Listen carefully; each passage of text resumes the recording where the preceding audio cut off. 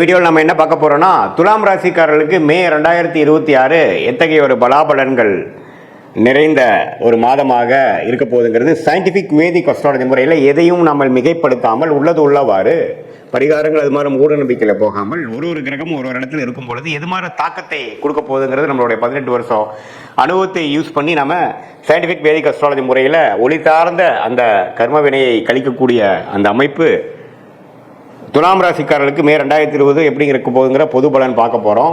இப்போ பாருங்கள், துலாம் ராசிக்காரர்களுடைய அதிபதியாகிய துலாம் ராசியோட அதிபதியாகிய சுக்கிரன் பார்த்தீங்கன்னா ராசியவே மே முதல் 2 வாரம் பார்த்து 8ஆம் இடத்துல ஆட்சி பலம் பெற்றுகிறார்.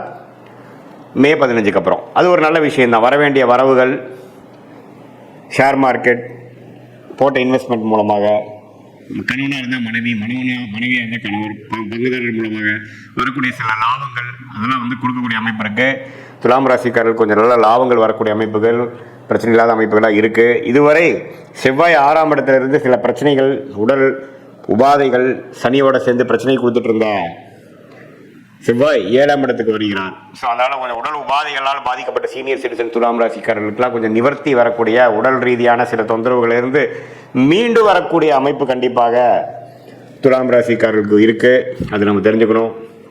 அடுத்தபடியாக பார்த்தீங்கன்னா புதன் 7ஆம் இடத்திலிருந்து ராசியை பார்த்துட்டு இருந்த புதன் இப்போது 8ஆம் இடத்துல போய் சுக்கிரனோட வீட்டில் சுக்கிரனோட சேருவது அருமை.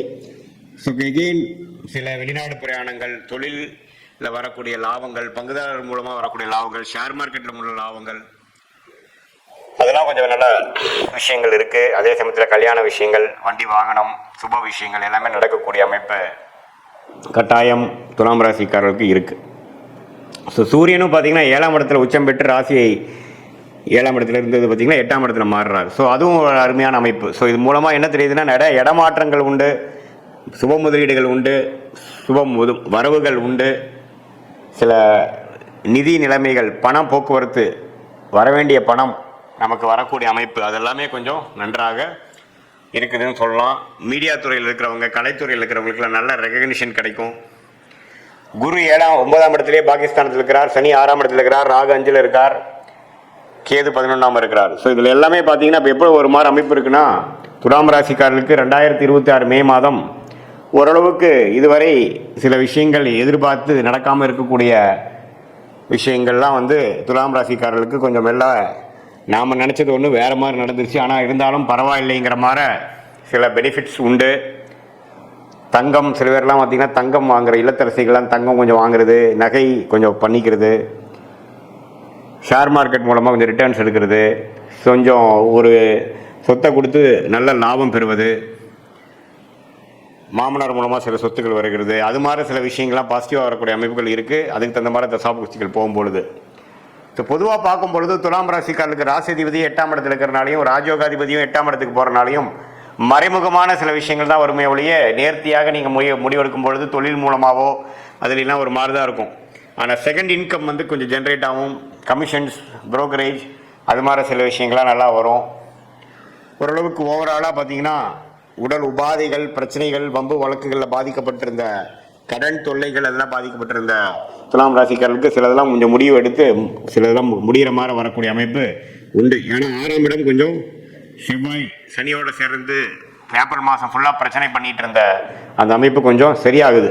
ஸோ அதனால் துலாம் ராசிக்காரர்களுக்கு கொஞ்சம் இதுவரை ஒரு மாதிரியான அமைப்பாக ஏப்ரல் மாதம் முழுவதும் இருந்தவங்களுக்கு சில பெனிஃபிட்ஸ், சில வாய்ப்புகள், சில வேலை வாய்ப்புகள், சில மாற்றங்கள், சில ஹோப் கிடைக்கக்கூடிய அமைப்புகள் கண்டிப்பாக இருக்குது. அதை நீங்கள் 2 கையால் பிடிச்சி அதன் மூலமாக வாழ்க்கையில் கொஞ்சம் அடுத்த லெவல் போகக்கூடிய. ஏன்னா குரு பயிற்சி பார்த்தீங்கன்னா மே முடிஞ்சு ஜூன் மாதம் வருது. அது 10ஆம் இடத்துக்கு குரு வரார், 2ஆம் இடத்தை பார்க்குறார். கொஞ்சம் கையில் வருமானம் வரக்கூடிய அமைப்பு, கொஞ்சம் காசு வரக்கூடிய அமைப்பு, கொஞ்சம் சில்லறை வரக்கூடிய அமைப்புகள்லாம் கண்டிப்பாக உண்டு.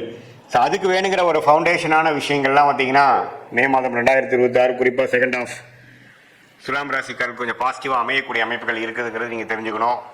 இது பொதுவான பலனை தவிர உங்களுடைய ஜென்ம ஜாதகத்தில் நீங்கள் என்ன தசாபுக்திகள் போய்கொண்டிருக்கிறது, பிறந்த நேரம், பிறந்த தேதி, பிறந்த ஊரை வைத்து திருக்கணித பஞ்சாங்கம் பிரகாரம் நம்ம ஒரு ஜாதகத்தை போட்டு அதில் நம்ம துல்லியமாக பார்க்கும் பொழுது அதில் எது மாதிரி அமைப்புகள் போய்கொண்டிருக்கிறது, எந்த மாதிரி லக்னத்தில் பிறந்தீங்க, அந்த லக்னாதிபதி எப்படி இருக்கிறார், திக்பலம் இருக்கா, ஸ்தானபலம் இருக்கா, திருக்பலம் இருக்கா, நீங்கள் வந்து சுவாதி நட்சத்திரத்தில் பிறந்தீங்களா, விசாக நட்சத்திரத்தில் பிறந்திருக்கீங்களா, அல்லது சித்திரை நட்சத்திரத்தில் பிறந்தீங்களா, இப்போ என்ன தசாபுக்தியில் போய் கொண்டிருக்கிறது, தசநாதனும் புக்திநாதனும் எது மாதிரி அமைப்பில் இருக்கிறாங்க, இது மாதிரி விஷயத்தெல்லாம் சேர்த்து வைத்து தான் நம்ம பார்க்கும் பொழுது அடுத்து வரக்கூடிய ஷார்ட் டேர்ம், அடுத்து வரக்கூடிய லாங் டேர்ம், 3 மாதம் 6 மாதம் 1 வருடம் அடுத்த 2 வருடம்லாம் எது மாதிரி ஒரு தாக்கத்தை கொடுக்கக்கூடிய அமைப்பாக நம்ம வாழ்க்கை திசை திரும்புகிறது, எது மாதிரி சாய்ஸஸ் எடுக்கலாம், எது மாதிரி டைமில் சில முடிவுகள் எடுக்கலாம், எந்த நேரம் எப்படி நம்ம காட்டுது,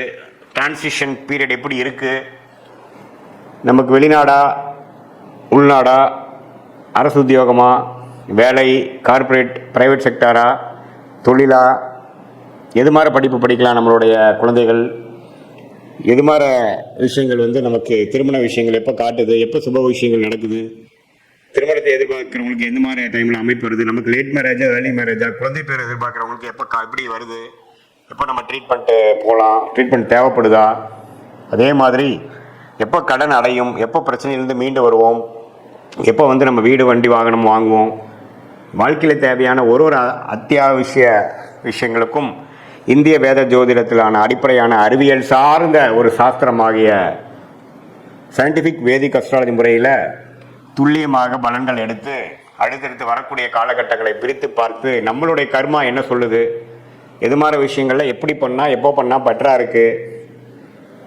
அப்படிங்கிறதெல்லாம் துல்லியமாக பார்த்து அதுக்கு தகுந்த மாதிரி முறையில் நம்மளோட வாழ்க்கையை அமைத்து கொண்டே ஆனால் நம்ம கண்டிப்பாக தேவையற்ற பொருள் விரயங்கள், தேவையற்ற சமய விரயங்களை தவிர்த்து எதிர்நீச்சல் போடாமல் வாழ்க்கையில் எளிதில் நம்மளால் வெற்றி பெற முடியும். அது மூலமாக நல்ல பலாபலன்களை நம்மளால் ஃபேஸ் பண்ணி தேவையற்ற மன கசப்புகள், விரக்திகள், தோல்விகளை தவிர்த்து அந்தந்த நேரத்தில் அந்தந்த விஷயங்கள் பொறுமையாக செய்து வாழ்க்கையில் எளிதில் நம்மளால் நம்மளுடைய கர்மாவின் பிராப்தங்கள் என்ன, தோஷங்கள் என்ன, யோகமான பிளானட்ஸ் என்னவா இருக்குது, எந்த நேரம் வரைக்கும் நம்ம காத்து கொண்டு இருக்கணும், எப்போ நம்ம வேகமாக போகணும் அப்படிங்கிறதுலாம் சயின்டிஃபிக் வேதிக் அஸ்ட்ராலஜி முறையில் அந்த ஒளி தத்துவம், எது மாதிரி ஒளி கொடுக்கக்கூடிய கிரகமாகிய குரு, சுக்கிரன், பௌர்ணமி, சந்திரன், இதெல்லாம் நம்மளோட ஜாதகத்தில் எந்த நேரத்தில் வந்து செயல்படுகிறது, எப்போ வரைக்கும் காத்திருந்து நம்ம செயல்படலாம் அப்படிங்கிறதை தெரிந்து நம்ம செயல்படும் பொழுது வாழ்க்கையில் எளிதில் வெற்றி பெற முடியும் என்று சொல்ல விரும்புகிறேன். மீண்டும் மற்றொரு காணொளியில் சந்திப்போம். நன்றி, வணக்கம்.